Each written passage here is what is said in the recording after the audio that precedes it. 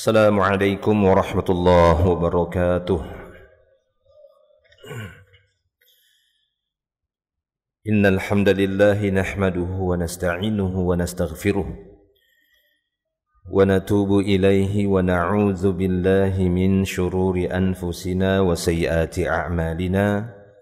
Man yahdihillahu fala mudilla lahu wa man yudlil fala hadiya lahu. Asyhadu an la ilaha illallah wahdahu la syarika lah wa asyhadu anna Muhammadan abduhu wa rasuluh. Allahumma salli wa sallim ala Rasulillah Muhammadin sallallahu alaihi wasallam wa ala alihi wa ashabihi wa man tabi'ahum bi ihsanin ila yaumiddin, amma ba'd. Ma'asyiral muslimin wal muslimat rahimani wa rahimakumullahu ajma'in. Alhamdulillah, segala puji hanya milik Allah subhanahu wa ta'ala.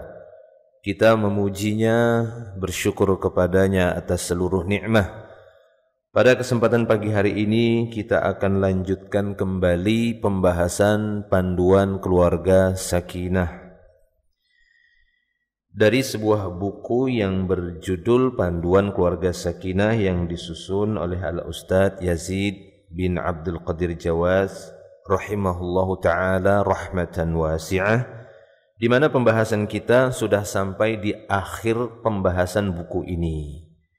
InsyaAllah pada pertemuan kali ini kita akan lanjutkan kembali di bab terakhir, bab ke-22, poin A, tentang Islam memuliakan wanita, yakni membahas tentang kedudukan wanita dalam Islam. Poin A sudah kita jelaskan di beberapa pertemuan sebelumnya. Selanjutnya kita masuk di poin B. Di poin B ini beliau memberikan subjudul dengan poligami dalam pandangan Islam, di mana sebagiannya juga sudah kita bacakan, namun tidak mengapa kita melihat kembali sisi pendalilan tentang syariat pernikahan. Karena berbicara tentang poligami itu sama seperti membahas hukum pernikahan di dalam Islam. Pernikahan di dalam Islam itu disyariatkan, dan syariat menikah merupakan salah satu syariat yang menghalalkan sesuatu yang sebelumnya haram dengan izin Allah. Berkaitan dengan abdha', berkaitan dengan kehormatan atau kemaluan, baik itu laki-laki dan perempuan, hukum asalnya haram. Dan itu sudah disebutkan oleh para ulama di dalam kaidah-kaidah mereka. Al-aslu fil abda'i wal luhumi wan nafsi wal amwali lil ma'sumi tahrimuha hatta yaji'al hillu. Dalam sebuah syair, ya, syair kaidah fiqhiyah, di sana disebutkan hukum asal al-abdha', ya ini kemaluan, wal-luhum, daging-daging hewan, jiwa manusia, begitu juga harta manusia, maka di sana hukum asalnya maksum, terjaga. Tidak boleh dirampas, diambil secara paksa ataupun secara sembarangan. Maka hukum asalnya adalah tahrim. Hukum asalnya adalah haram. Segala bentuk daging itu haram sampai jelas, hatta yaji al-hil, sampai jelas-jelas datang bukti penghalalannya. Hukum asal semua hewan halal.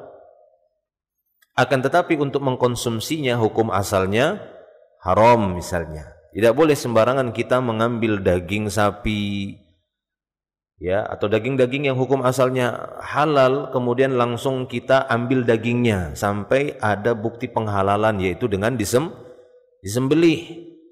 Wan nafs, demikian juga jiwa manusia. Hukum asalnya itu haram, tidak boleh menghalalkan darah kecuali ada bukti di dalam Islam yang membolehkan.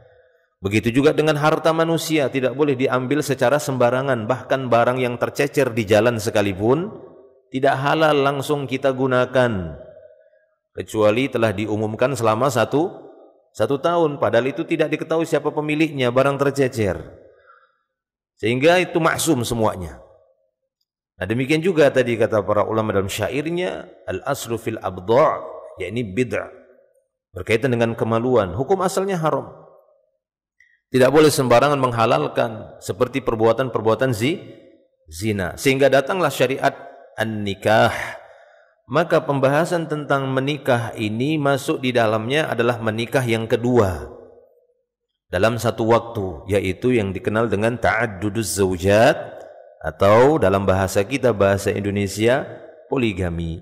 Sehingga di sini penting beliau untuk menjelaskan itu, terutama di bab terakhir, di bab ke-22 di poin B, setelah menjelaskan bagaimana Islam memberikan kedudukan yang tinggi, memberikan kedudukan secara khusus dibandingkan kaum laki-laki.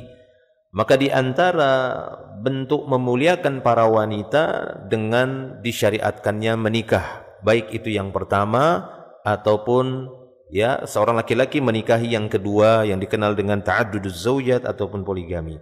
Maka di sini pada poin B beliau mengatakan poligami dalam pandangan Islam. Kita bacakan. Kata penulis, termasuk penghargaan Islam kepada kaum wanita. Termasuk penghargaan Islam terhadap kaum wanita adalah laki-laki dibolehkan poligami, menikahi lebih dari satu istri dalam satu waktu. Ya, bukan gonta-ganti istri. Maksudnya menikah, dia lepas, cari lagi. Menikah lagi, dia lepas, cari lagi. Ini bukan poligami. Yang dimaksud poligami itu dalam satu waktu mengumpulkan beberapa istri, lebih dari satu. Ya, lebih dari satu. Taib.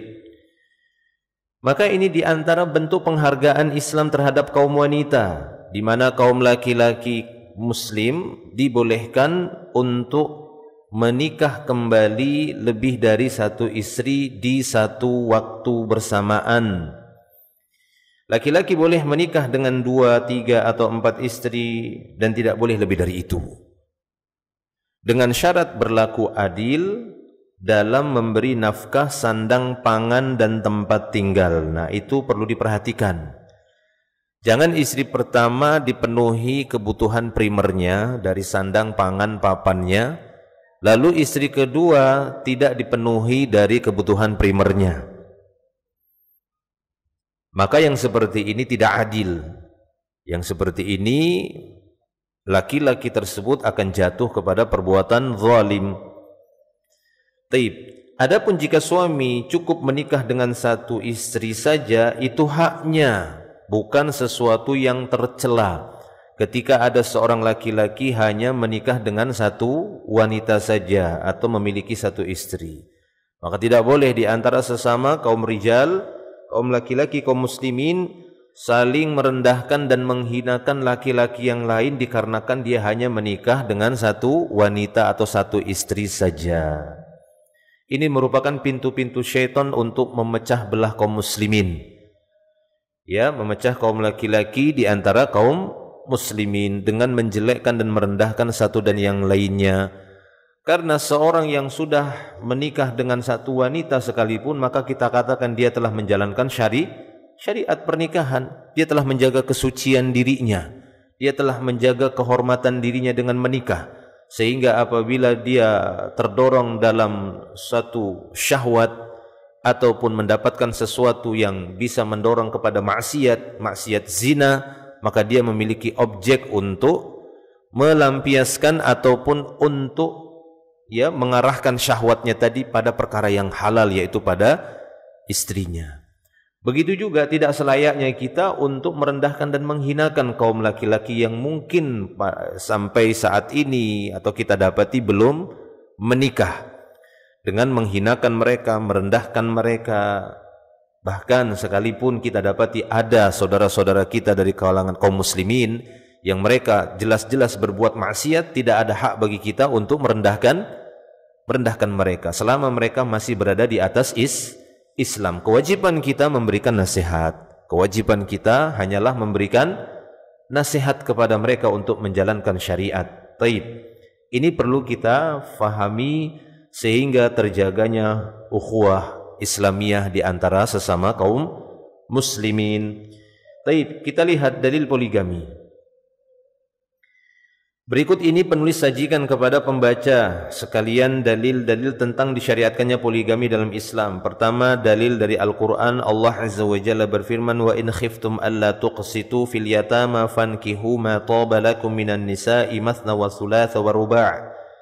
Dan jika kamu khawatir tidak mampu berlaku adil terhadap hak para wanita yatim, bila mana kamu menikahinya, maka nikahilah wanita lain atau perempuan lain yang kamu senangi, 2, 3 ataupun 4. Ini kita bacakan sedikit walaupun ini sudah kita jelaskan pada pertemuan sebelumnya. Bagaimana hikmah penyebutan yatama itu dengan ta'adduduz zaujat. Ya, sudah kita jelaskan, bisa dilihat dalam video sebelumnya. Al-Hafidz Ibnu Katsir rahimahullah berkata, makna firman Allah Ta'ala mathna wa thulatha wa ruba', 2, 3 atau 4, yakni maka nikahilah wanita-wanita yang kalian sukai selain mereka. Jika salah seorang dari kalian mau, silahkan menikah dengan 2 wanita. Jika berkehendak dan berkeinginan, silahkan menikah dengan 3 wanita. Dan jika mau, silahkan menikah dengan 4 wanita. Silahkan.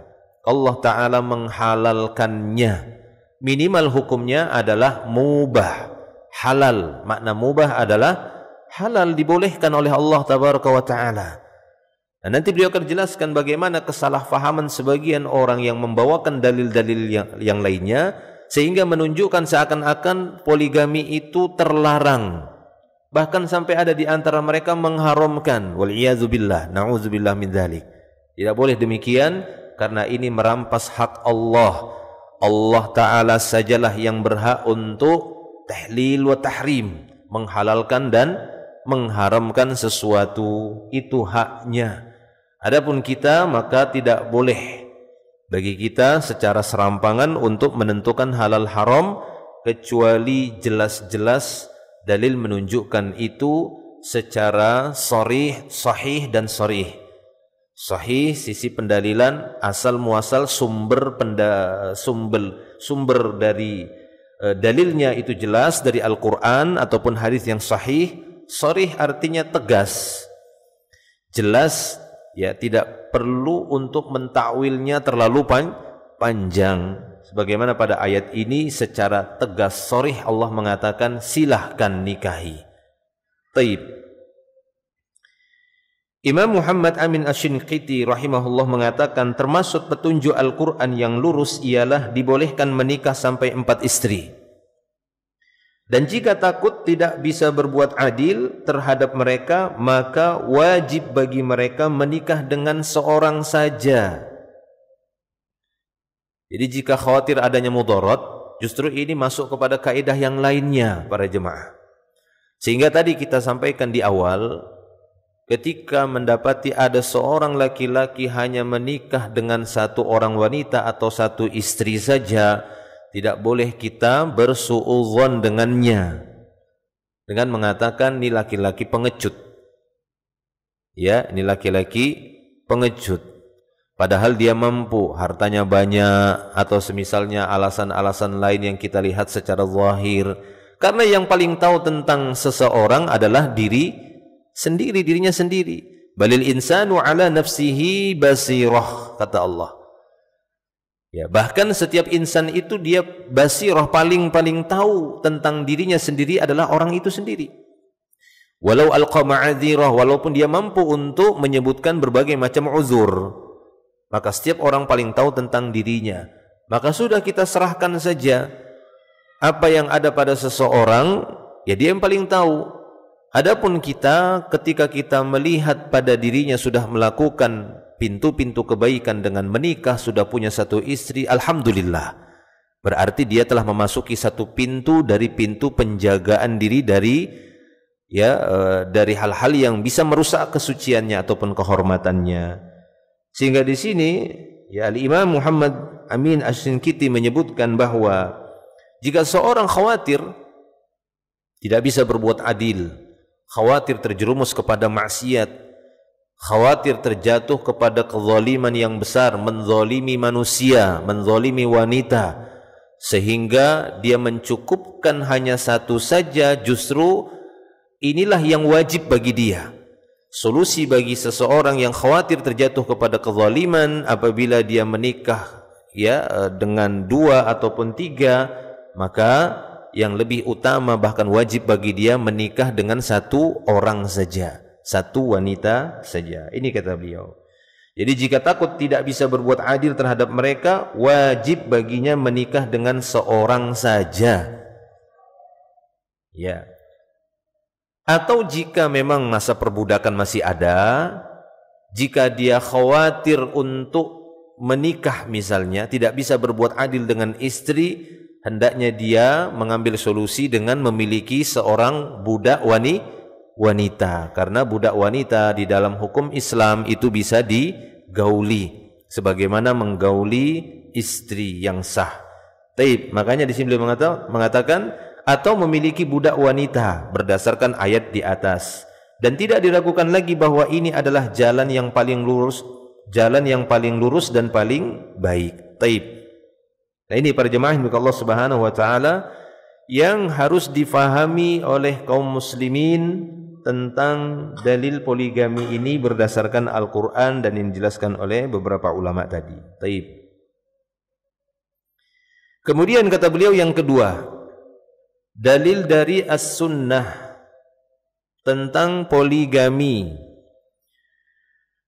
Antara lain hadis berikut dari Anas bin Malik radhiyallahu anhu, ia berkata, anna Nabiy sallallahu alaihi wasallam kana yatufu ala nisaihi fi lailatin wahidah. Kata Anas bin Malik, sungguh Nabi sallallahu alaihi wasallam pernah menggilir semua istrinya dalam 1 malam. Walaupun aslinya setiap 1 malam 1 istri. Dengan dibagi-bagi berpindah-pindah setiap malam, mabit namanya. Dan banyak para ulama, pembagian yang paling penting bagi seorang laki-laki yang berpoligami adalah masalah mabitnya. Setelah memenuhi tadi kebutuhan pokok, kebutuhan primer, sandang, pangan, papan. Adapun kebutuhan sekunder para jemaah Allah Subhanahu wa taala ataupun tersier, ini nanti maslahat. Ya, tidak berkaitan dengan tolak ukur zalim ataukah adil.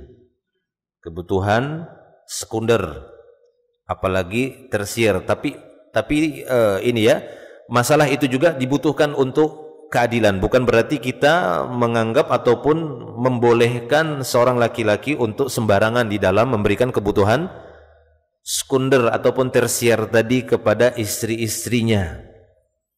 Apa itu contoh-contoh? Ini pernah kita sebutkan sebenarnya di awal-awal pembahasan ini.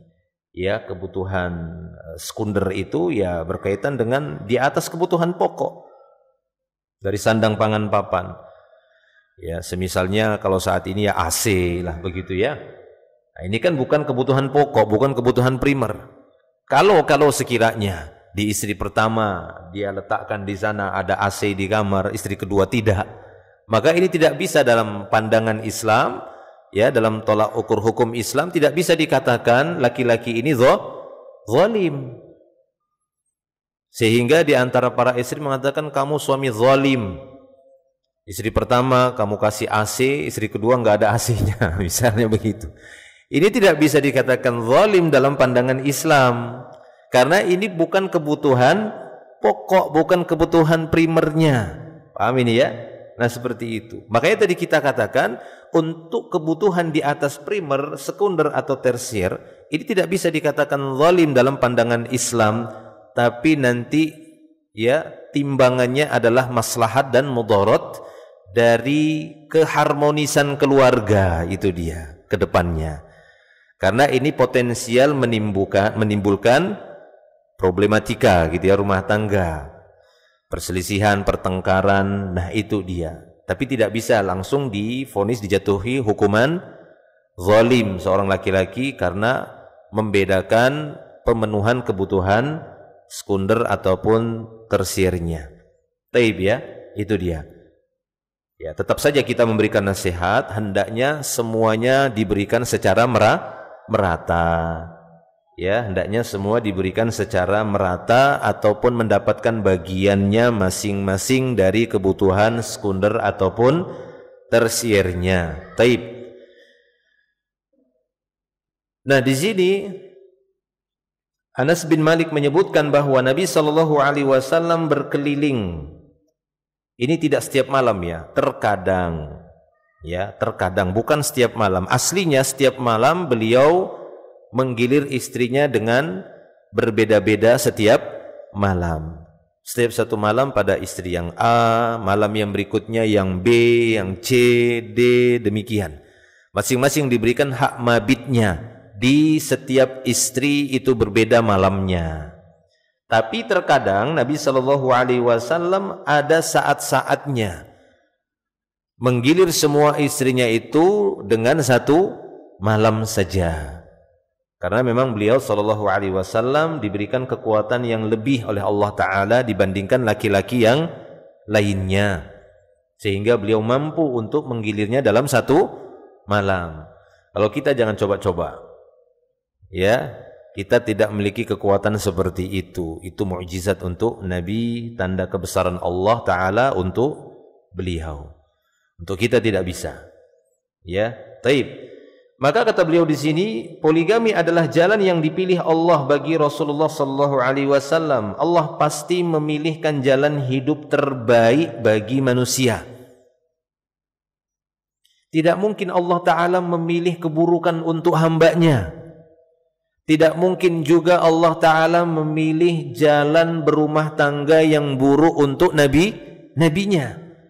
Ketika Allah memilih sesuatu dan memerintahkannya, yakinlah bahwa apa yang Allah pilih untuk hambanya, apa yang Allah Ta'ala pilih untuk Rasulnya, maka itulah yang terbaik.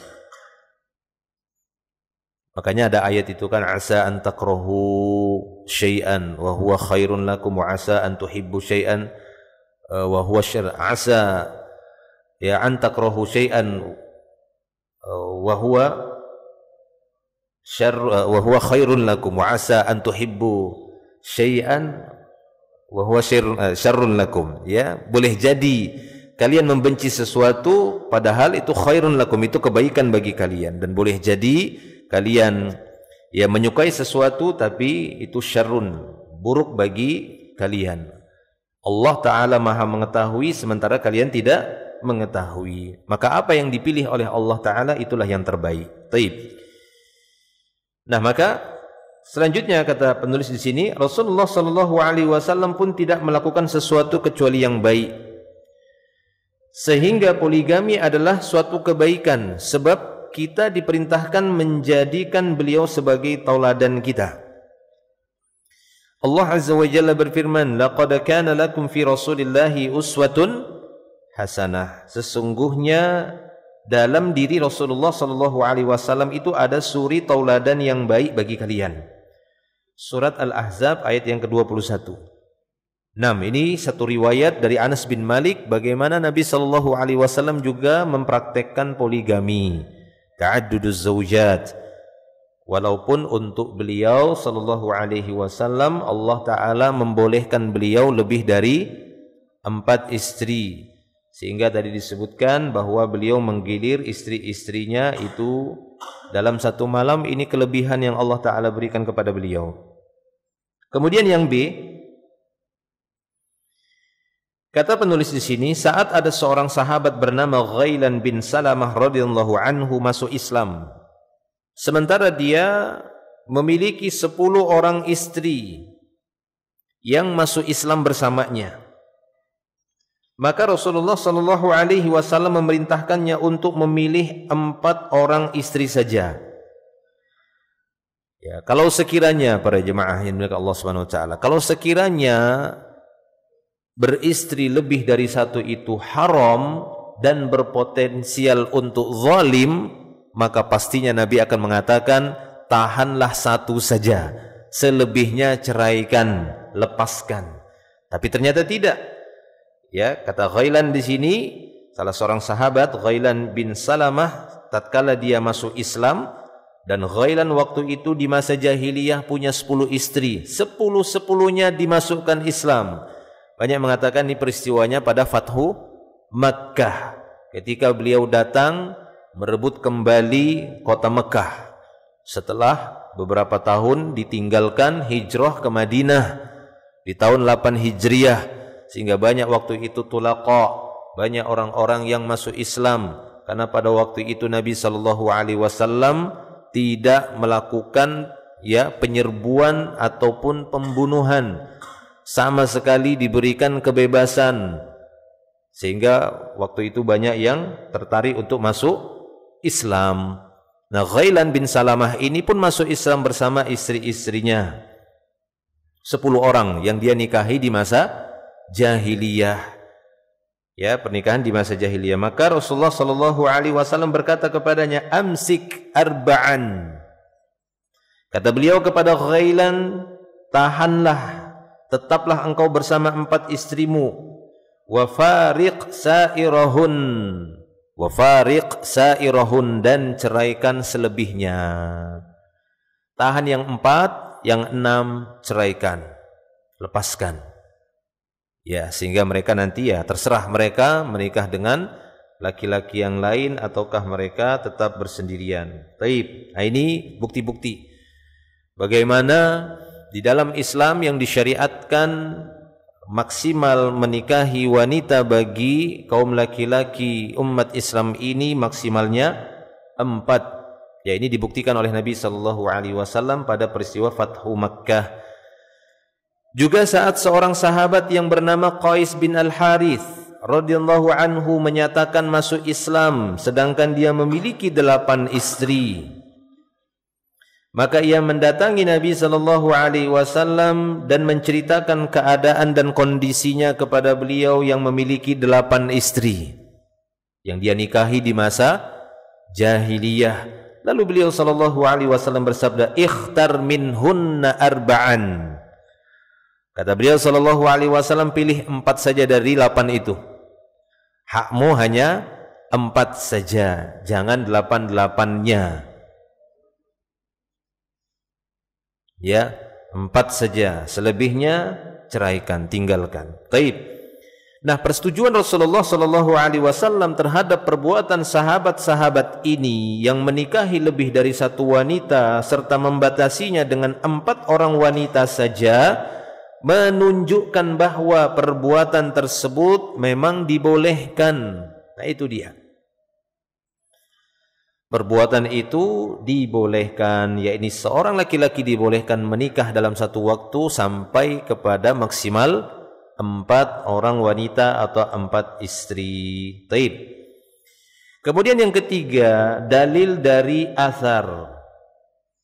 Yang ketiga, dalil dari athar. Antara lain riwayat berikut ini, yaitu dari Sa'id bin Jubair. Dia mengatakan Abdullah ibnu Abbas radhiyallahu anhuma pernah bertanya kepadaku. Abdullah ibnu Abbas radhiyallahu anhuma pernah bertanya kepada Sa'id bin Jubair, apakah engkau sudah menikah? Maka aku, maksudnya Sa'id bin Jubair berkata, belum. Aku belum menikah. Ya, bujanganlah. Bahasa kita ya, masih sendiri. Lalu Abdullah ibnu Abbas pun berkata kembali kepadaku, ini kepada Sa'id bin Jubair, fatazawwaj. Abdullah ibnu Abbas mengatakan, menikahlah kamu. Fa inna khaira hadhil ummah aktsaruha nisaan. Menikahlah, karena sesungguhnya sebaik-baik umat ini, umat Muhammad yang terbaik adalah yang paling banyak bininya. Istrinya kan, itu kan bahasa kita di sini. Nah, itu dia. Ya, khairu hadhil ummah. Tapi seperti yang kita sebutkan di awal, para jemaah milik Allah Subhanahu wa taala, kata-kata khairu hadhil ummah ini bukan perkara yang wajib, walaupun tetap saja ada sejumlah ahlul ilmi yang menyebutkan hukum asal perintah menikah lebih dari 1, kata mereka. Hukum asalnya. Ya, itu hukum asal menikah bagi laki-laki itu lebih dari 1. Adapun jika dia tidak bisa lebih dari satu, maka turun hukumnya. Nah, begitu ya, cukup hanya satu saja. Tapi walaupun sebagian mengatakan hukum asal menikah adalah satu, lebih afdal jika dia mampu lebih dari satu, sehingga dia menjadi golongan umat Nabi Muhammad yang terbaik. Kenapa? Karena dia lebih banyak bininya daripada laki-laki yang lainnya. Tapi jangan khawatir kan begitu ya. Artinya jangan sampai kecewa. Ya, tidak perlu sampai merasa kecewa sehingga menganggap untuk mendapatkan khairul ummah itu hanya melalui jalan pernikahan saja. Jangan dianggap demikian. Karena di sana banyak penyebutan Nabi Muhammad SAW tentang sebaik-baik manusia, sebaik-baik umat yang kita punya celah, ya, punya kemungkinan untuk mendapatkan gelar itu di hadapan Allah Ta'ala sebagai khairul ummah, khairun nas. Ya, contoh saja seperti sabda Nabi, khairukum man ta'allamal Qur'an wa 'allamahu. Sebaik-baik kalian orang yang belajar Al-Quran dan mengajarkannya. Makanya ada saja kita dapati para ulama-ulama besar kita yang mereka berkonsentrasi dalam hal Quran, dalam hal ilmu syariat, dalam ilmu agama, sampai-sampai mereka tidak sempat menikah. Sebut saja seperti Imam Nawawi, Syekhul Islam Ibn Taimiyah. Mereka menghabiskan waktunya sehingga mereka lupa berbini, lupa menikah, ya, nggak sempat sampai karena disibukkan dengan ilmu setiap hari, memikirkan umat Islam agar mereka bisa memahami Al-Quran dan hadis dengan benar, dengan baik. Mereka sibuk memikirkannya setiap malam, menuliskannya, bersafar ke sana kemari, mendatangi para ulama-ulama di zaman mereka yang masih bisa mereka temui, sehingga tanpa terasa ajal pun mereka temui dan mereka belum sempat untuk menikah. Maka kita katakan, apakah ini bukan sebuah kebaikan? Kita katakan mereka adalah sebaik-baik umat berdasarkan hadis tadi, khairukum man ta'allamal Qur'an wa 'allamahu. Karena yang dimaksud oleh Nabi di sini mempelajari Quran dan mengajarkannya bukan cuma sebatas mempelajari cara bacanya saja dan mengajarkan cara bacanya, tapi secara keseluruhan tujuan Quran diturunkan, yaitu tadabbur, prosesnya dengan cara baca yang benar, kan itu proses sampai kepada nanti menafsirkannya dengan tepat, dengan benar. Siapa yang mampu mencapai itu, maka itulah sebaik-baik umat ini.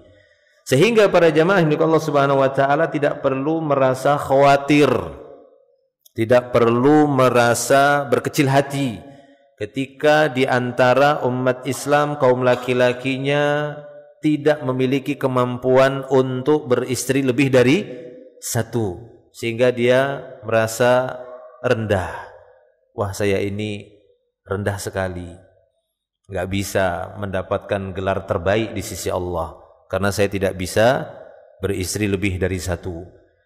Di mana Abdullah bin Abbas mengatakan, ya pastinya perkataan Abdullah bin Abbas ini dihukumi marfu' sampai kepada Rasulullah sallallahu alaihi wasallam bahwa sebaik-baik umat ini yang paling banyak istrinya, ya, yang istrinya itu 2, 3 ataupun 4. Adapun saya ada uzur, tidak mungkin, berat bagi saya dan saya khawatir ada rasa takut jatuh kepada kezaliman, maka yang wajib bagi saya hanya beristri satu saja.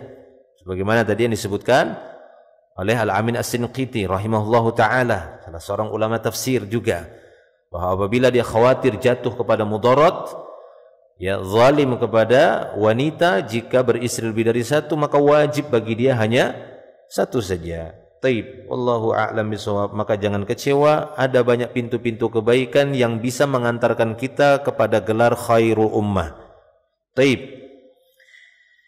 Nah, selanjutnya kata beliau, mungkin ada di antara para penentang poligami berkata, Allah mensyariatkan poligami dengan syarat mampu berbuat adil kepada para istrinya, padahal Allah telah menyatakan bahwa manusia tidak akan mampu berbuat adil sebagaimana tercantum jelas dalam firman-Nya. Nah, ada saja yang membawakan ayat ini. Jadi ini diantara cara memahami ayat-ayat dengan cara yang batil, ya, yaitu mengambil satu ayat lalu membenturkannya dengan ayat yang lainnya, atau mengambil satu ayat dibenturkan dengan hadis sahih yang lainnya. Maka ini termasuk kejahatan terhadap Allah. Ini termasuk kejahatan terhadap, ya, Al-Quran dan hadis-hadis Nabi. Di antara bentuk kejahatan terhadap Allah, terhadap ayat-ayatnya, yaitu membenturkan antara satu dalil sahih dengan dalil yang lainnya.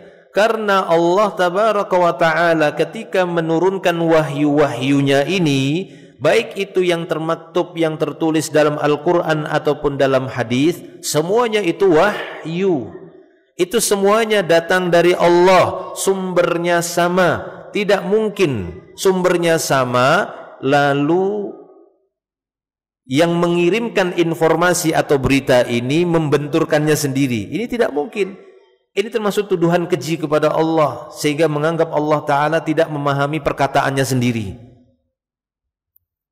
Ya, ini termasuk kriminal terhadap Allah, perbuatan kriminal terhadap Allah Subhanahu Wa Ta'ala. Maka hati-hati. Justru kita harus memahami bahwa apabila menurut kita ada dalil yang bertolak belakang, berarti pemahaman kita yang belum sampai kepada ayat ataupun hadis itu. Jangan Allah yang kita tuduh. Yang kita tuduh itu kita sebagai makhluk. Karena kita harus sadar, makhluk walaupun punya akal, punya kecerdasan, tapi kecerdasan yang dimiliki oleh manusia sebagai makhluk itu terbatas. Adapun Allah Ta'ala ilmunya tidak terbatas. Ya, Al-Alim, Dia maha mengetahui. Adapun pengetahuan kita terbatas para jemaah. Kita harus melalui proses meneliti. Penelitian kita pun kadang terbatas. Sehingga apabila ada saat-saatnya kita temui dalil-dalil tersebut, baik dari Al-Quran ataupun hadis, menurut pemahaman kita itu bertolak belakang, jangan langsung legalisasi, ya, jangan disahkan bahwasanya ayat ini dan hadis ini, ayat ini dan ayat itu berbenturan. Tidak, para jemaah, jangan dipahami demikian. Ya, akan tetapi curigailah dulu pemahaman kita. Jangan Allah yang dituduh bahwa Allah tidak faham terhadap ayat-ayat yang Dia turunkan. Baik, ya, ini adab terhadap Allah Azza wa Jal. Adab terhadap pencipta yang kita yakini Dia zat yang memiliki kesempurnaan. Tidak mungkin pada Allah ada aib. Tidak mungkin ada kesalahan menimpa Allah, karena Dia maha benar. Maha benar Allah dari semua firman-Nya, dari semua perkataannya. Jangan hanya ucapan saja digaung-gaungkan. Sadaqallahul azim, sadaqallahul azim. Ya, maha agung, maha benar Allah dengan segala firman-Nya. Tapi ketemu firman Allah yang berbenturan, Allah dituduh. Ya kan? Kan seperti itu. Ya, jangan hanya lisan saja yang mengikrarkan Allah maha benar. Maka saat-saat kita temui dalil yang menurut kita itu bertolak belakang, maka curigailah diri kita. Barangkali saya yang belum sampai pemahamannya. Betapa banyak perkara-perkara dunia, ilmu-ilmu dunia yang kita awalnya salah faham. Ada atau tidak? Ada, padahal itu berkaitan dengan ilmu dunia yang hasil penelitian manusia. Dalam hal kesehatan misalnya. Ya, ada hal-hal yang dulunya kita salah faham, membenturkan satu teori ini sama teori ini. Apa ini nggak benar itu? Kok berbenturan? Nggak benar ini. Padahal belum sampai pemahamannya kepada kita. Tahun ke tahun, baru ketemu kita ilmunya. Oh, ternyata yang dimaksud teorinya begini, kata ahli kesehatan, pakar kesehatan itu maksudnya begini. Nah, ini gitu ya. Ya, kan ada banyak. Itu nanti kita temuilah seperti itu. Itu padahal ilmu yang datang dari penelitian manusia murni dari hasil penelitian akal manusia, meneliti. Sehingga memunculkan satu teori. Oh, berarti kesimpulannya seorang itu kalau makan nggak boleh langsung minum. Nah, kan ini kan viral ini biasanya. Dulu, habis makan itu nggak boleh minum, harus dikasih jarak 1 jam. Akhirnya ada yang kelupaan, habis makan lupa minum sampai malam, makannya pagi nggak minum sampai malam, kena ginjalnya, kena ususnya kan gitu ya, mengeras ususnya. Nah, ada saja hal-hal yang seperti itu, berbenturan satu dan yang lainnya. Tapi tidak pada Allah Subhanahu wa taala. Nah, di sini beliau menyebutkan ada sebagian orang yang salah faham terhadap ayat ini. Dengan ayat ini mereka benturkan dengan ayat sebelumnya bahwa perintah menikah, lebih dari satu pembolehan menikah, lebih dari satu wanita. Lalu Allah menyinggung-nyinggung masalah adil. Jika takut kepada kezaliman, tidak bisa buat adil, maka menikahlah dengan satu istri saja, karena memang enggak ada yang mampu bersikap adil di antara manusia. Allah saja yang mampu berbuat adil, manusia enggak bisa, sehingga manusia tidak boleh poligami. Begitu ya. Apa buktinya? Ini ada ayat juga mengatakan demikian. Dalam surah An-Nisa ayat 129. Apalagi masih di satu surat yang sama. Enggak mungkin di satu surat yang sama Allah menghalalkan lalu diharamkan lagi. Ya, Allah membolehkan, mensyariatkan, lalu Allah Ta'ala menyatakan itu batil, itu zalim syariat itu. Ini sama saja Allah ingin menghinakan dirinya sendiri, enggak mungkin. Tidak mungkin demikian. Taib. Nah, di dalam firman-Nya dalam surat An-Nisa ayat 129 Allah Ta'ala berfirman, "Walan tastati'u an ta'dilu bainan nisa'i walau harastum. Fala tamilu kullal maili fatadharuha kal mu'allaqah." Ini kata Allah Subhanahu wa taala, dan kalian sekali-kali tidak akan mampu, tidak akan dapat berlaku adil di antara istri-istri kalian. Walaupun kalian sangat hirs, sangat berkeinginan, bersemangat kuat untuk berbuat adil, kalian enggak mampu untuk berbuat adil. Oleh karena itu, kata Allah, janganlah kalian terlalu condong kepada istri yang kalian senangi saja, sehingga kalian biarkan dia terkatung-katung, terlantar. Nah, sebenarnya orang yang dalam pemahamannya tentang ayat-ayat Allah ini sudah faham. Sudah faham ya. Yang Allah maksud ini apa gitu. Ya. Yang Allah Ta'ala maksud ini apa? Ini sudah faham bagi orang yang lurus pemahamannya. Dia langsung, oh iya betul ini. Bukan mengarah kepada pengharuman poligami. Bukan. Tetap itu dibolehkan. Tapi jangan sampai tidak adil di antara istri, kecondongan hanya pada satu istri yang dicintai sehingga menelantarkan yang lainnya, enggak diberikan kebutuhan-kebutuhan pokoknya, kebutuhan-kebutuhan primernya yang bisa melanjutkan kehidupan dari sandang, pangan dan papan, berkaitan dengan makan, pakaian, tempat tinggal, enggak diberikan tempat tinggal sehingga dia numpang sana, numpang sini. Sementara dia disibukkan dengan melayani ataupun mengayomi, ya, memenuhi kebutuhan istri yang lain, terpenuhi semuanya, yang ini dia biarkan mu'allaqah, terlantar. Nah, ini zalim seperti itu jelas. Hanya karena dia ya condong kecintaannya itu kepada ini mengakibatkan zalim. Tapi kalau sebatas condong kecintaannya kepada satu atau sebagian istri saja, tapi semua istrinya dia cukupi kebutuhannya, maka ini tidak mengapa. Ya, tidak mengapa, karena dalam masalah cinta itu tidak bisa manusia bersikap adil.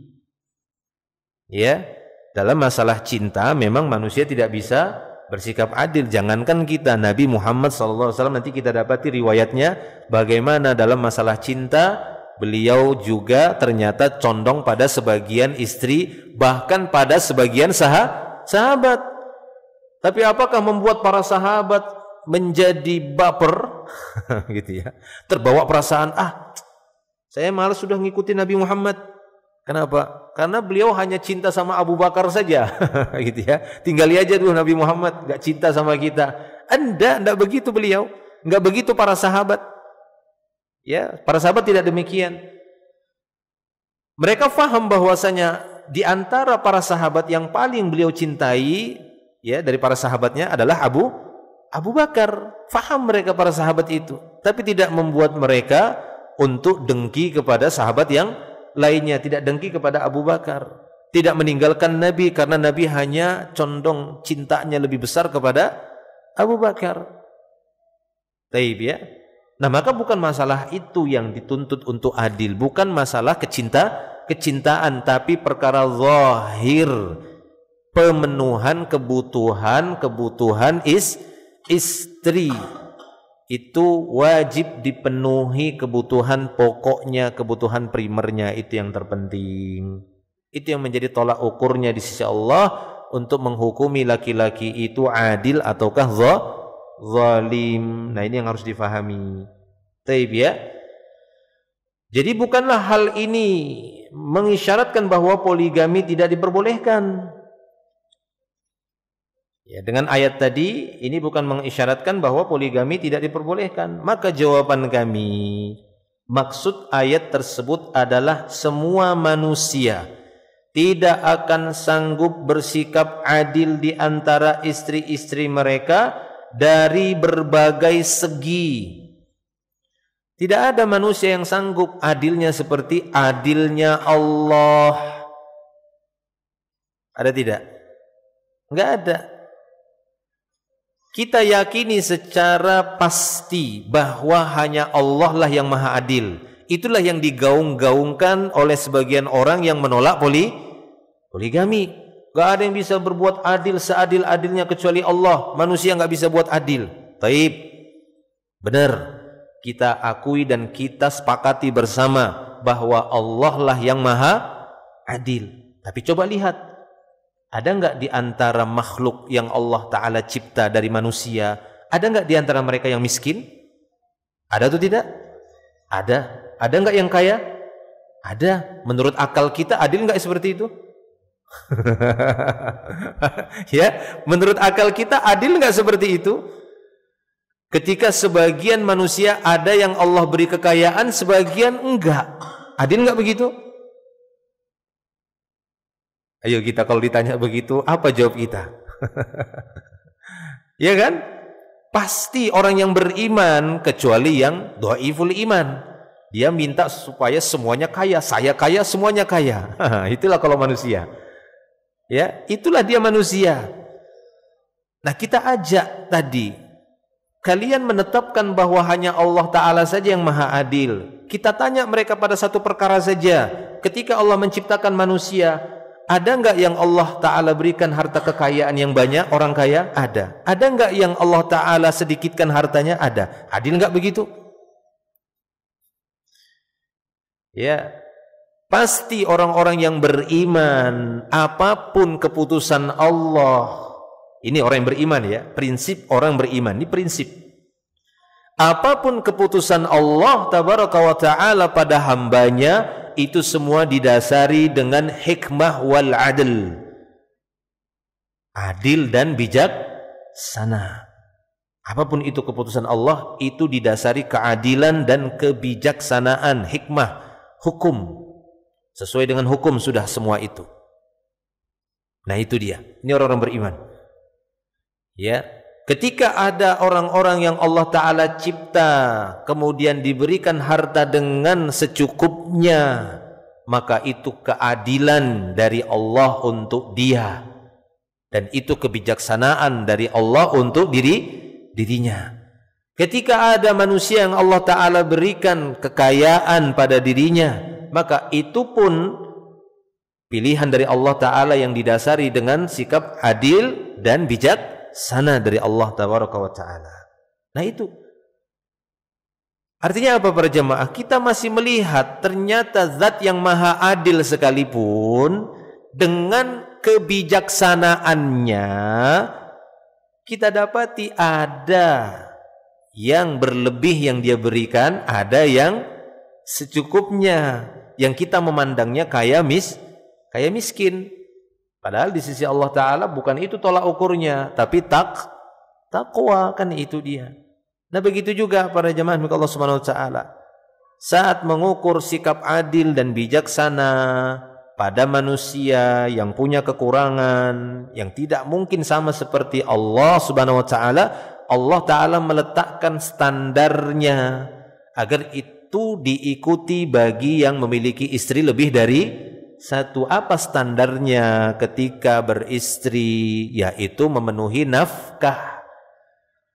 Nah itu dia, nafkah lahir dan nafkah batin. Nafkah zahir, nafkah lahirnya itu yang disebut dengan kebutuhan pokok atau kebutuhan primer itu terpenuhi, maka dia sudah memenuhi standar adil. Jelas ya? Nah itu dia, laki-laki itu sudah memenuhi standar adil ketika dia memenuhi kebutuhan istrinya dari kebutuhan lahiriah dan batiniyahnya. Lahiriahnya tadi, kebutuhan primernya terpenuhi, adil dia. Satu lagi kebutuhan batinnya, yaitu memberikan mabit. Untuk digilir istri tadi, ada masing-masing dapat jatah bermalam di sana. Dia punya 2 istri. Ya terserah dia mau satu malam untuk dia gilir agar dia memberikan jatah batin di sana, berhubungan intim di sana, menggauli istrinya.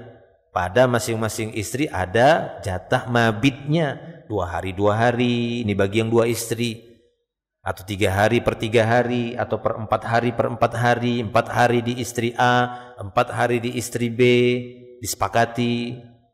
Nah maka standar ini adil. Ya, ini adil seperti ini. Dengan mabit seperti itu. Membaginya itu 2 tadi, ini standarnya. Nah, jangan sampai ini dia ciderai maka dia jatuh pada zalim. Karena itulah yang dicontohkan oleh Nabi sallallahu alaihi wasallam. Atau sehari-sehari, sehingga para ulama ketika menjelaskan masalah fikih-fikihnya secara mendalam, nah itu bisa dipelajari secara tersendiri bagi yang ingin poligami. Ya, semacam fikih untuk qadanya, ganti. Ketika seorang suami mungkin ingin memperbanyak hari di istri yang lainnya karena ada kewajiban untuk merawatnya, misalnya sakit. Nah, begitu dia minta keridhaan dari istri. Nah ini ada saat-saatnya suami minta ridhonya istri dalam hal pembagian hari, karena itu haknya istri, supaya si suami tidak jatuh pada zalim. Makanya banyak para ulama ketika menjelaskan hadis tadi dari Anas bin Malik, Nabi pernah menggilir istrinya dalam satu malam semuanya, itu semua dengan keridhaan istri-istrinya. Ya, itu semua dengan keridhaan istri-istri Nabi. Mereka semua setuju, mereka semua sepakat, maka beliau kerjakan itu dan Allah berikan kekuatan untuk Nabi menggilirnya satu malam. Itu bukan tiap malam, kadang-kadang. Tapi aslinya beliau memberikan mabit 1 hari pada 1 istri. Ini terbukti ketika di akhir-akhir kehidupan Nabi, beberapa waktu sebelum wafatnya beliau, di mana beliau kesulitan untuk menggilir istri-istrinya setiap malam berpindah-pindah. Kenapa? Karena sudah semakin beratnya sakit yang menimpa Nabi. Sampai sholat sekalipun ke masjid mengimami kaum muslimin, beliau tidak lagi sanggup. Maka beliau waktu itu minta ridho istri-istrinya. Dikumpulkan istri-istrinya, ridhokah kalian agar malam-malam kalian semua diserahkan di rumahnya Aisyah, agar dialah yang merawatku saja.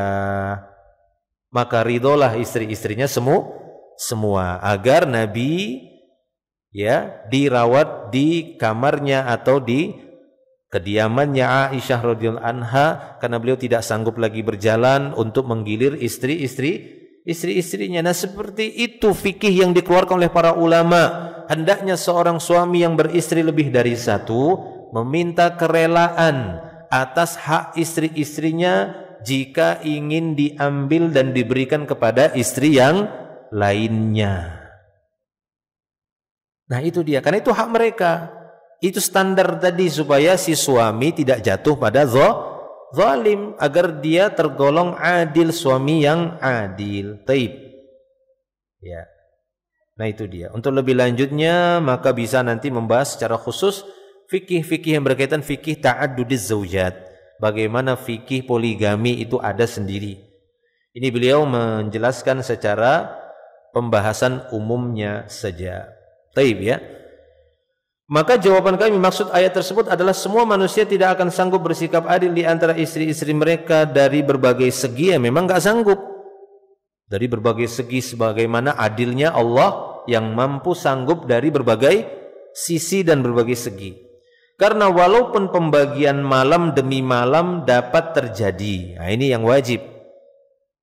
Namun tetap ada perbedaan dalam hal rasa cinta kasih, dalam hal syahwat, dan dalam hal berhubungan intim. Pasti beda. Jadi nggak dituntut sampai berhubungan intimnya harus sama. Wah, itu bukan. Itu tuntutan adil biasanya dari sebagian wanita yang terlalu pelik di dalam menuntut adil. Nggak bisa, bukan itu yang diinginkan oleh Allah di dalam Islam. Adilnya sampai dalam masalah berhubungan intim juga, sampai durasinya juga sama. Ya bukan. Bukan sampai sedetail itu, kalau tidak zalim. Dalam hal lauk juga, kalau tempe semuanya. Bukan itu. Ya, bukan itu. Kalau ikan asin semua, nggak boleh satu ikan asin, yang satu telur, yang satu daging, enggak. Sehingga kalau ini zalim. Akan tetapi ya kebutuhan primer tadi benar-benar makanan yang itu bisa melanjutkan kehidupan. Ya, bisa melanjutkan kehidupan. Adapun masalah berbeda lauknya itu tidak menjadi ukuran dia zalim atau adil. Ya, karena memang manusia atau di antara wanita beda-beda selera makan. Selera makannya berbeda-beda. Intinya dia memberikan makanan pokok. Apa makanan pokok kita? Apa? Beras. Nah, kasih beras saja udah. Ya, sekiranya, ya makanya itu makanan pokok untuk zakat apa? Zakat fitr. Beras. Ya, itu makanan pokok kita. Kalau makanan pokok di zaman Nabi apa? Gandum. Sudah, itu aja gandum. Terpenuhi. Apabila seorang laki-laki memenuhi kebutuhan pokok dari pangan misalnya, maka dia sudah mencapai standar. Tapi kalau dia mau lebih dari itu, lebih afdol, ya kasih lauknya. Ya kan? Masa dikasih nasi saja, nanti kena gula, tidak ada protein, tidak ada, ya nggak ada vitamin. Nah, gitu. Taib ya. Artinya ini kita melihat standar supaya seorang itu terukur. Bukan berarti cukup itu saja udah, nggak perlu kamu berusaha di atas itu. Jangan pula seperti itu yang difahami oleh kaum laki-laki. Ini hanya standar syar'i agar tidak divonis dia sebagai laki-laki yang zalim. Nah, itu dia. Taib. Nah, selanjutnya, hal ini juga berlaku bagi Nabi sallallahu alaihi wasallam. Istri beliau Aisyah radhiyallahu anha mengatakan setelah Rasulullah sallallahu alaihi wasallam membagi giliran di antara istri-istri beliau dengan adil, maka beliau pun berdoa, Allahumma hadha qasmi fima amlik fala talumni fima tamliku wala amlik. Ya Allah, inilah pembagianku. Nah, lihat bagaimana beliau juga adalah manusia biasa. Beliau adalah manusia biasa. Apa yang beliau lakukan, apa yang beliau kerjakan dari perkara-perkara yang itu diserahkan oleh Allah Ta'ala kembali kepada beliau, maka beliau sallallahu alaihi wasallam ada saat-saatnya perbuatan beliau juga seperti manusia biasa. Ya, ada hal-halnya. Ada hal-hal yang beliau lakukan sebagaimana manusia biasa, terutama keseharian yang berkaitan dengan muamalah kepada istri-istri beliau. Maka beliau sallallahu alaihi wasallam mengatakan, ya Allah, inilah pembagianku. Inilah yang aku mampu, yang aku miliki. Fala talumni, ya Allah, janganlah engkau mencelaku pada perkara yang tidak aku miliki, sedangkan engkau memilikinya. Nah itu. Taib. Adapun yang dimaksud apa yang engkau miliki sedangkan aku tidak memiliki, yaitu masalah hati, kata para ulama. Ya, masalah apa? Masalah hati. Ini enggak bisa, Nabi sallallahu alaihi wasallam enggak sanggup. Dan memang setiap manusia tidak sanggup dalam hal cinta itu dibagi sama. Pasti itu ada kecondongan cinta, rasa sayang. Yang penting tidak memberikan pengaruh kepada kewajiban. Nah, itu yang bahaya.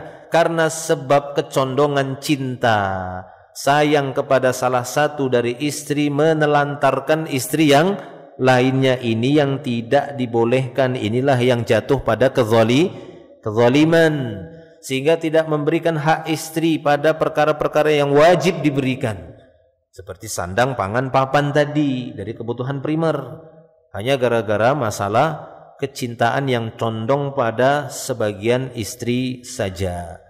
Taib. Nah, jadi kata beliau, apa yang dimaksud apa yang engkau miliki sedangkan aku tidak memilikinya, yaitu masalah hati, karena hanya Allah lah yang berkuasa dalam membolak-balikkan hati. Manusia tidak akan mampu berbuat adil dalam hal cinta dan kecenderungan hati. Sama saja seperti orang tua, para jemaah. Ada saja saat-saatnya orang tua yang memiliki anak lebih dari satu, hatinya itu lebih sayang, lebih cinta kepada salah satu atau sebagian anak dibandingkan anak yang lainnya. Ini akan dirasakan oleh para orang tua yang memiliki banyak anak. Bahkan ini sudah terjadi pada para nabi, di mana Nabi Yakub lebih condong hatinya, kecintaannya kepada Yusuf alaihi salam dibandingkan anak-anak yang lainnya. Ya, itu sudah ada kecintaan itu, condong cintanya kepada sebagian anak. Tapi jangan sampai membuat dirinya atau orang tua tadi bersikap zalim. Anak yang lebih dia cintai kemudian dia berikan hak-haknya, tapi anak yang kurang dia cintai, yang kurang dia sayangi, yang tidak terlalu dia sayangi, dia telantarkan. Nauzubillah. Ini zalim orang tua seperti itu. Ya sama saja para jemaah. Ya sama saja. Tapi hendaknya dia memberikan semua hak-hak anaknya secara adil, yang berkaitan dengan standarnya. Sampai Nabi SAW mengatakan dalam masalah memberikan hadiah kepada anak-anak tersebut, jangan sampai sebagian dikasih hadiah, sebagian tidak diberikan, karena ini bisa memberikan bekas ya yang tidak baik pada kejiwaan anak dan bisa jatuh dalam kezaliman nantinya ketika itu terlalu diperlihatkan. Taib. Nah itu dia. Maka dari itu di sini beliau sallallahu alaihi wasallam mengatakan manusia tidak akan mampu berbuat adil dalam hal cinta dan kecenderungan hati. Bahkan Rasulullah sallallahu alaihi wasallam lebih mencintai Aisyah radhiyallahu anha daripada istri-istri beliau yang lainnya. Ini wajar. Tadi contoh orang tua kepada anak-anak juga wajar seperti itu. Wajar saja seperti itu, ada orang tua yang lebih cinta kepada sebagian anaknya. Yang penting tidak sampai menzolimi sebagian anak. Ya, kalau masalah cinta maka ini lumrah. Ini suatu hal yang manusiawi.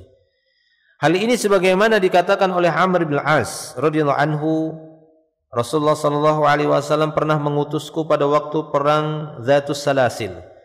Maka aku pun mendatangi beliau dan bertanya, siapakah orang yang paling engkau cintai wahai Rasulullah?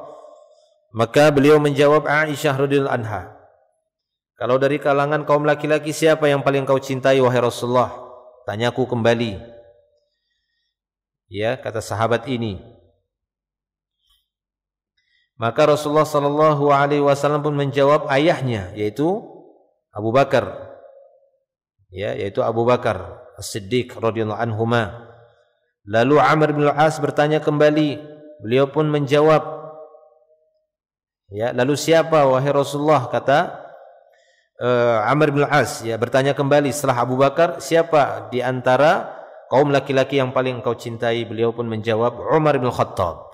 Ini juga isyarat bahwasanya sepeninggal Nabi sallallahu alaihi wasallam, maka yang lebih berhak untuk menjadi pengganti Nabi sebagai, ya, Amirul Mukminin pada waktu itu adalah Abu Bakar As-Siddiq.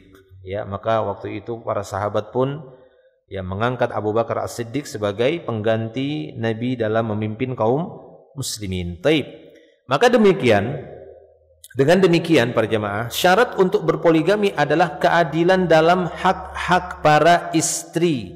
Nah, itu dia. Ya, jadi syarat untuk berpoligami adalah bersikap adil, bukan dari segala sisi. Itu tidak mungkin.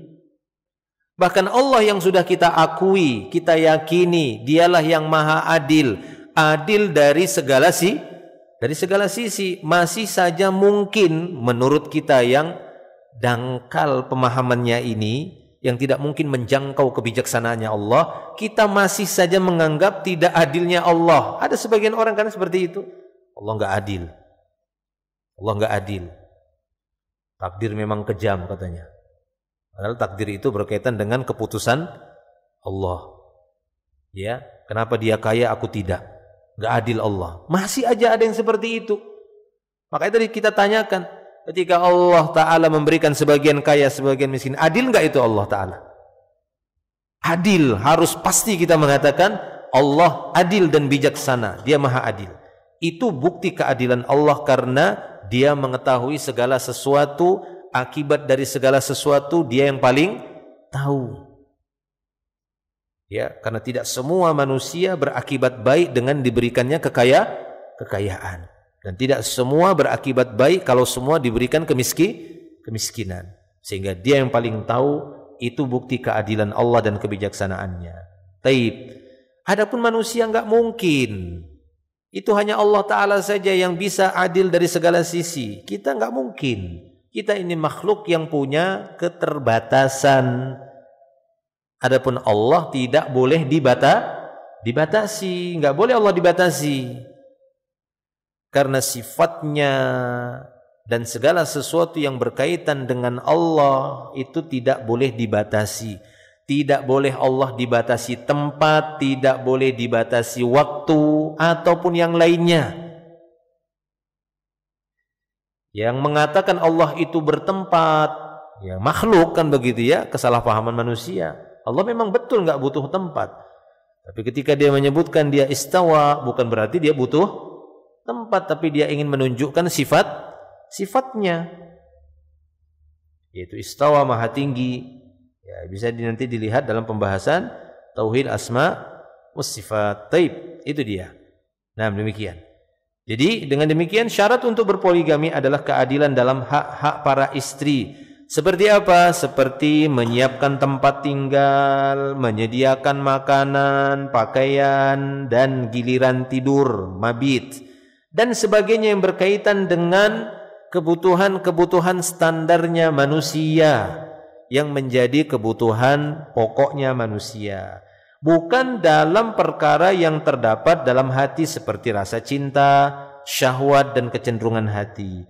Demikian juga tadi kita singgung masalah kebutuhan, istilah kita ya, kebutuhan sekunder, tersier, ya. Maka ini walaupun bukan pada tingkat primer yang pokok, namun tetaplah untuk dibagi secara seimbang, karena ini nanti maslahat juga, ya, untuk mencegah. Walaupun dia tidak terjatuh pada zalim laki-laki tadi, tapi dalam Islam juga sering disebut apa? Saddud dzari'ah, ya, saddud dzara'i.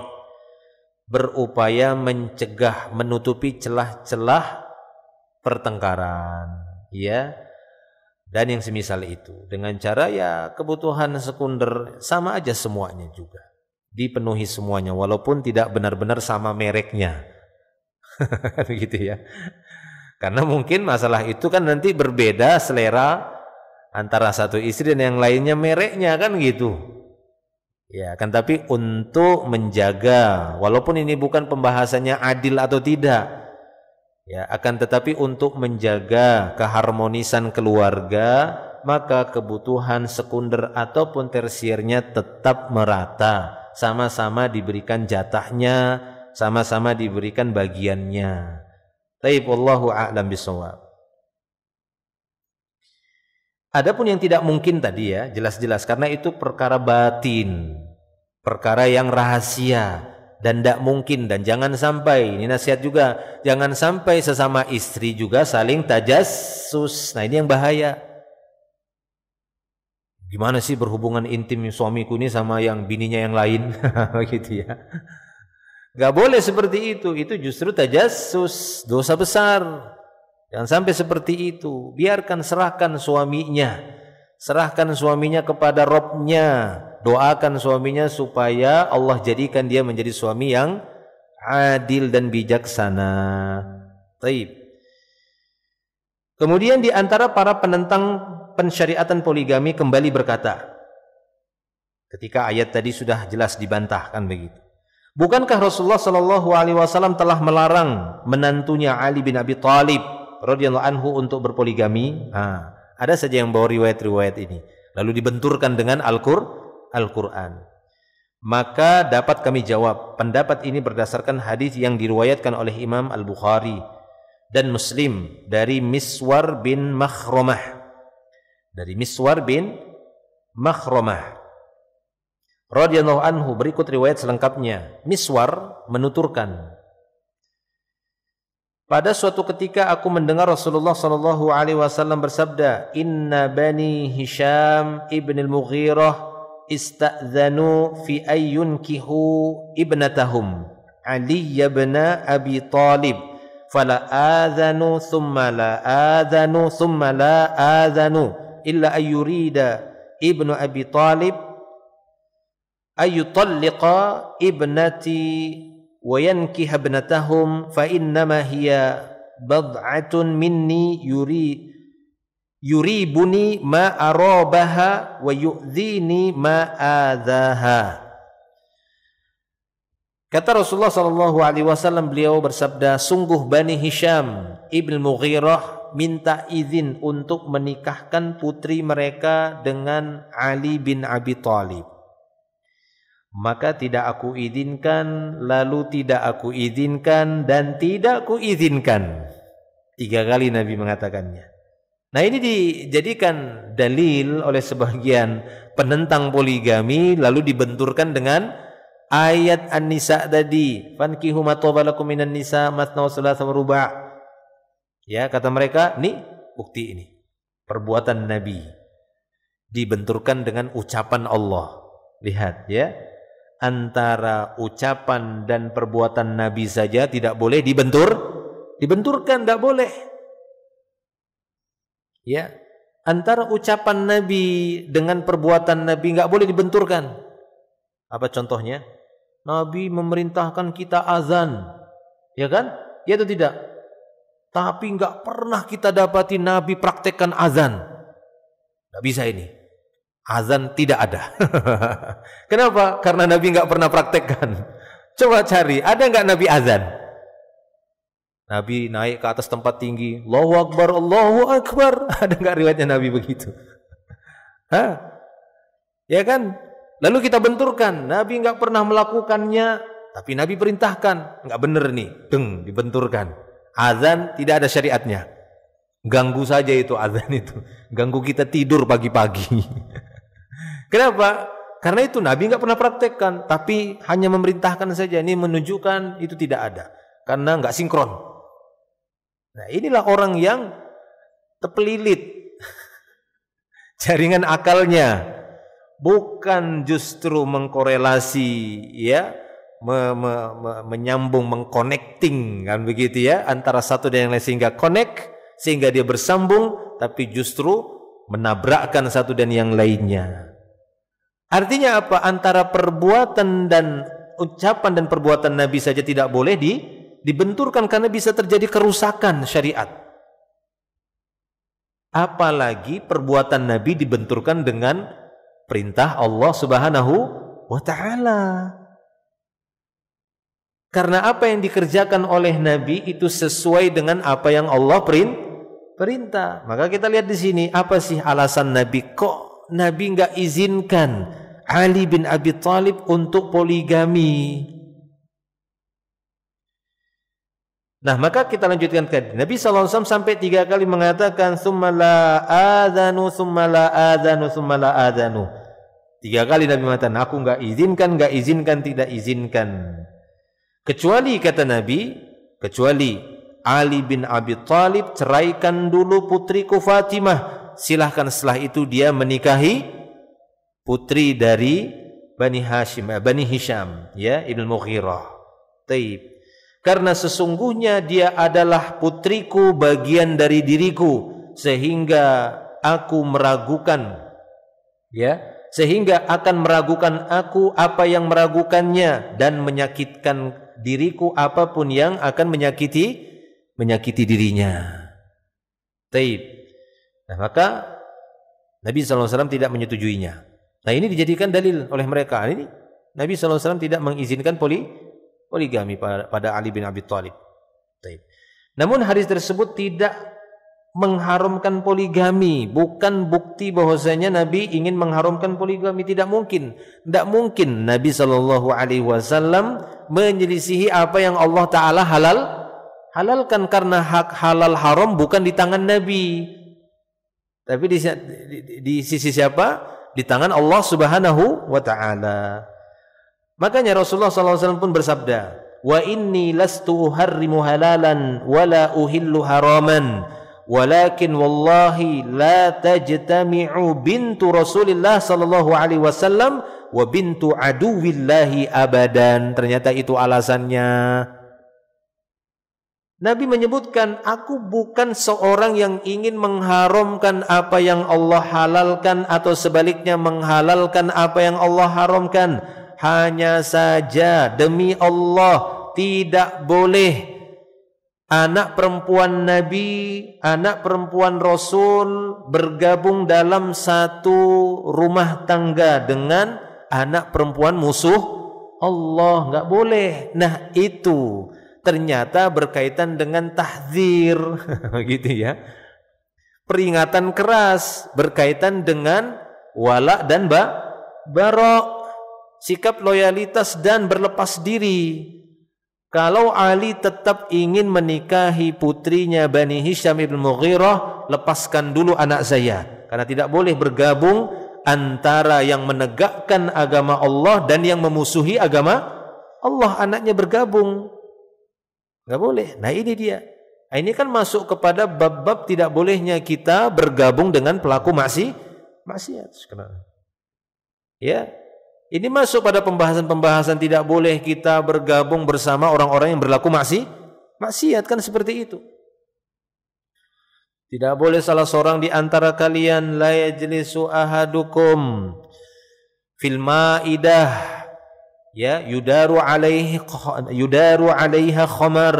Jangan sampai salah seorang di antara kalian duduk di sebuah meja hidangan sementara di meja hidangan itu ada minuman keras. Jangan duduk kalian di situ. Nggak boleh gabung di situ. Nah, begitulah penerapan sikap-sikap Nabi, bukan penolakan terhadap hukum poligami. Nah, ini bisa dijangkau pemahaman ini bagi orang yang teliti dan hatinya sudah as-sam'u wa ta'ah, sami'na wa ata'na. Tapi kalau dalam hatinya sudah ada kebencian pada sebagian syariat, nah itu tadi, dia bisa rusak pemahamannya pada dalil-dalil yang lainnya. Akhirnya kalau ketemu dalil seperti ini ditabrak dengan dalil yang lain. Jelas ya? Jadi itulah sikap yang diambil oleh Nabi.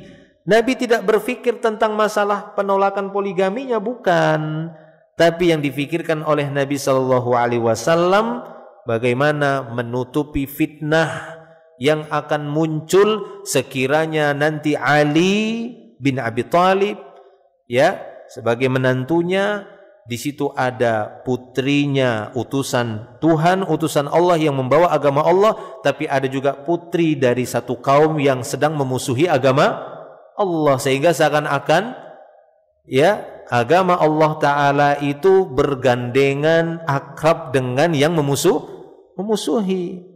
Kan itu yang kita dapati sikap-sikap Nabi SAW ketika beliau melarang ini, melarang itu karena ada potensi fitnah. Ya, bagaimana Nabi SAW melarang Umar bin Khattab saat ada yang mencela Nabi, buat adillah kau Nabi. Ya kan, ada seperti itu. Umar udah siap-siap, ya Rasulullah, kalau kau suruh tebas lehernya, ku tebas. Walaupun secara hukum boleh atau tidak? Boleh, halal. Halal orang tadi untuk diselesaikan, dihukum dengan ditebasnya lehernya. Tapi apa jawaban Nabi SAW pada hadis-hadis yang lain? Jangan sampai nanti orang-orang memahami bahwasanya Muhammad membunuh umatnya sendiri. Lihat, ya, beliau relakan muruahnya, kehormatannya dihinakan, tapi untuk menjaga kemaslahatan yang besar. Itu kata Nabi.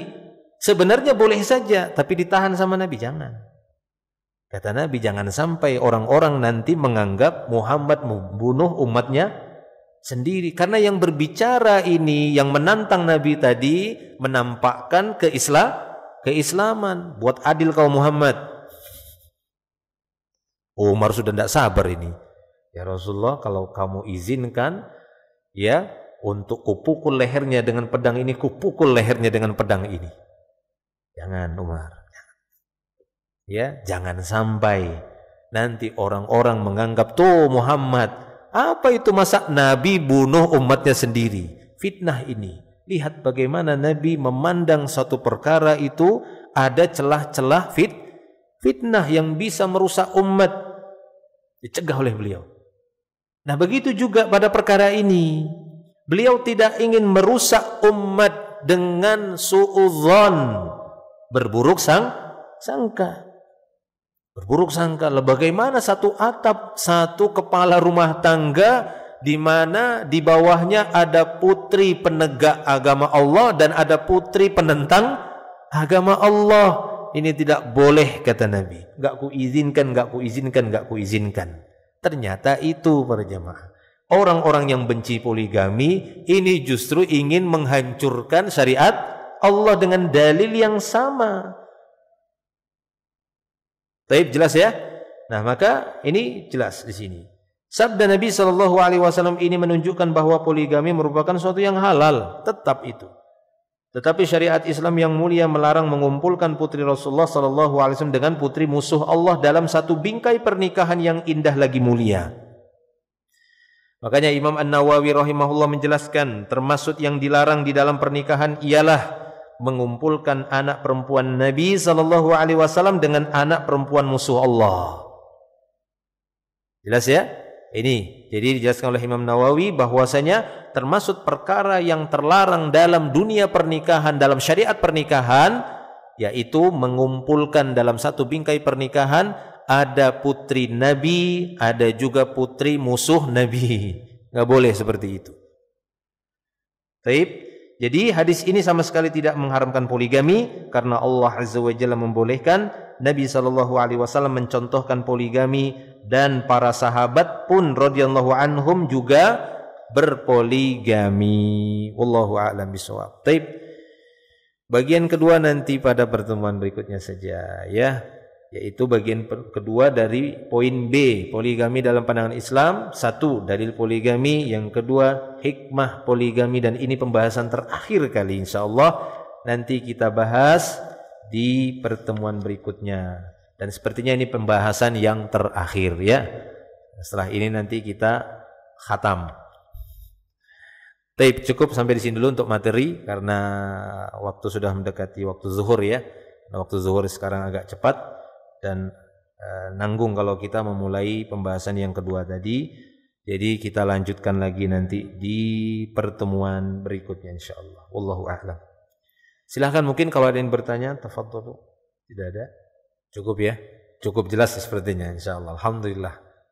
Sepertinya Ustaz menjelaskan cukup jelas sehingga tidak menyisakan pertanyaan.